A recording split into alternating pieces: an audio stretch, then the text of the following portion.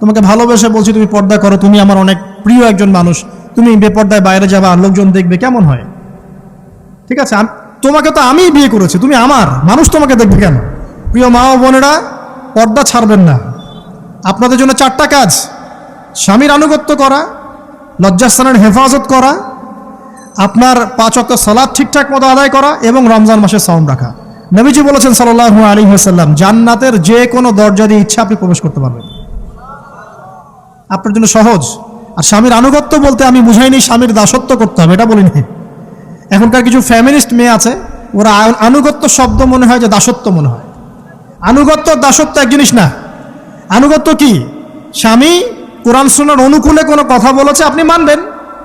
স্বামী বলছে পর্দা করো, তোমাকে ভালোবেসে বলছি তুমি পর্দা করো, তুমি আমার অনেক প্রিয় একজন মানুষ, তুমি বেপর্দায় বাইরে যাবা, লোকজন দেখবে, কেমন হয়? ঠিক আছে, তোমাকে তো আমি বিয়ে করেছি, তুমি আমার মানুষ, তোমাকে দেখবে কেন? ঠিক আছে, তো এখন স্বামী ভালো কথা বলেছে, আপনি শুনলেন, এটা আনুগত্য। আর ওই স্বামী যদি বলে আসো তো আমার কলিগরা এসেছে, ওকে খাবার সার্ভ করতে হবে, আসো খাবারটা পরিবেশন করো, এখন আপনি বেপর্দা হয়ে আপনার স্বামীর কলিগের সামনে খাবার পরিবেশন করতে শুরু করলেন, এটা কি আনুগত্য করতে হবে? এটা তখন আপনি আনুগত্য করবেন না। সিম্পল, কোরআন সুন্নাহর অনুগত কাজে আপনি স্বামীর আনুগত্য করবেন, বিপরীতে গেলে আপনি করবেন না। স্বামীর আনুগত্য মানে স্বামীর দাসত্ব নয়। আর এই হাদিসটা আপনি কেন ভুলে যান যে আল্লাহ রাসূল সাল্লাল্লাহু আলাইহি ওয়াসাল্লাম বলেছেন, আল্লাহ ছাড়া যদি কাউকে সেজদা করা যেত, সম্মান বুঝাচ্ছেন, আল্লাহ ছাড়া যদি কাউকে সেজদা করা জায়েজ হতো, আমি মেয়েদেরকে বলতাম যেন স্বামীকে সেজদা করে। কেন? কারণ আপনাকে রেসপন্সিবিলিটি, আপনার খাবার, আপনার ফুড, আপনার শেল্টার, আপনার মানে পুরো দায় দায়িত্ব নিজের হাড় ভাঙা পরিশ্রম দিয়ে, জীবনের ঝুঁকি নিয়ে স্বামী আপনার জন্য করে। সে আপনার সম্মান পাওয়ার যোগ্য তো? সে কি আপনার সম্মান পাওয়ার যোগ্য নয়? আপনি যদি সম্মানের হক আদায় না করতে পারেন তাহলে আপনি অকৃতজ্ঞ। আর অকৃতজ্ঞ মেয়ে কখনো জান্নাতে যাবে? একটা হাদিসে আছে, বেশিরভাগ মেয়ে জাহান্নামে যাওয়ার অন্যতম কারণ হচ্ছে তারা স্বামীর সাথে কুফরি করে। কি করে?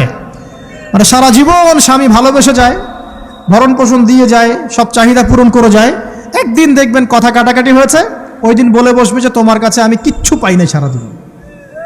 এই যে কুফরি, এই কারণে তারা জাহান্নামে যেতে পারে বেশি। আল্লাহ হেফাজত করুন। আমিন। আরেকটা কারণ হচ্ছে যে বেপর্দা। আপনাকে 4টা মূলনীতি ফলো করতে হবে। 1, এমন কোনো পোশাক পরবেন না যে পোশাকটা আটো সাটো, যেটা পরলে আপনার গায়ের কাঠামো বোঝা যায়। এটা বোরখা হলেও পরা যাবে না। আমি কি বুঝাতে পারছি?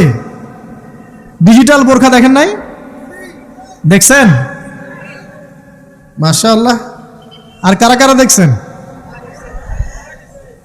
এদিকে চোখ বেশি যায় না? আচ্ছা, এমনি দেখা যায়, চোখ দিতে হয় না, এমনি দেখা যায়। ডিজিটাল বোরখা চলবে না, ডিজিটাল বোরখা চলবে না। আমার মত, এটা আমি মত দিচ্ছি, আমি আল্লাহর রাস্তায় সময় দিয়েছি অনেক দিন, এবং এখানে যে পর্দাটা শেখানো হয় এরকম পর্দা আমি অন্য কোথাও দেখিনি। এত চমৎকার পর্দা শেখানো হয়। কারা কারা সময় লাগিয়েছেন? 3 দিন 7 দিন সময় দিয়েছেন কারা কারা? বেশিরভাগই দেন নাই।